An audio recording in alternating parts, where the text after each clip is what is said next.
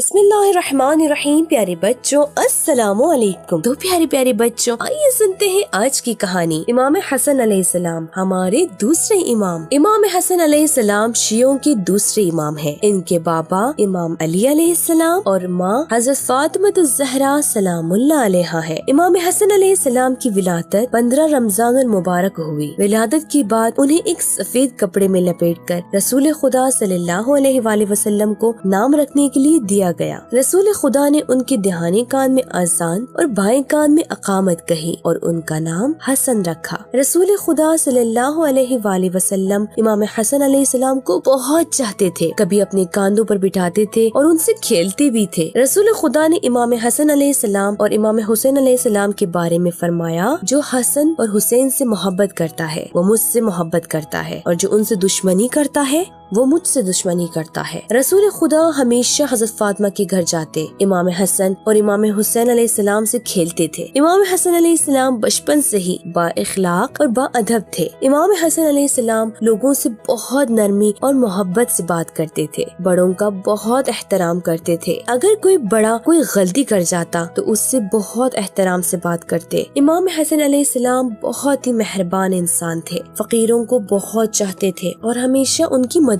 کیا کرتے تھے۔ انہوں نے 3 بار اپنا سامان فقیروں میں بانٹ دیا، یعنی آدھا اپنے لیے اور آدھا فقیروں کو دے دیا۔ امام حسن علیہ السلام اگر کسی کو کچھ دیتے تو کبھی بھی اس پر احسان نہیں جتاتے اور گھمنڈ بھی نہیں کرتے تھے اور گھمنڈ سے بات بھی نہیں کرتے تھے۔ وہ بہت ہی کریم تھے۔ ایک بار ایک فقیر کو بہت سارا مال اور سامان دیا اور اس کے جانے کا کرایہ بھی دیا۔ ہمارے دوسرے امام کسی کو نا امید نہیں کرتے تھے، بلکہ جتنا بھی ہو سکتا تھا لوگوں کی ضرورتوں کو پورا کیا کرتے تھے۔ ایک دن ایک آدمی ان کے پاس آیا اور بولا، اے امیر المؤمنین کے بیٹے، ایک بے رحم اور ظالم دشمن نے مجھ پر حملہ کر دیا ہے، مجھے اس سے بچا لیجئے۔ امام حسن علیہ السلام نے فرمایا کہ کون ہے تمہارا دشمن کہ میں تم کو اس سے بچاؤں؟ اس آدمی نے کہا، غریبی اور فقیری۔ امام نے سر کو جھکایا اور 5000 درہم کی ایک تھیلی اس شخص کو دے دی اور فرمایا، جب بھی یہ دشمن تم پر دوبارہ حملہ کرے تو میرے پاس آ جانا تاکہ میں تمہاری مدد کروں۔ امام حسین علیہ السلام بھی بہت ہی با اخلاق تھے۔ اگر کوئی آپ کو برا بلا بھی کہتا تھا تو آپ اس سے بہت ہی مہربانی اور نرمی سے بات کرتے تھے۔ امام حسین علیہ السلام امام حسن علیہ السلام کے بھائی ہیں۔ ایک دن شام کا رہنے والا ایک شخص مدینے میں آتا ہے اور وہ دشمنوں کی غلط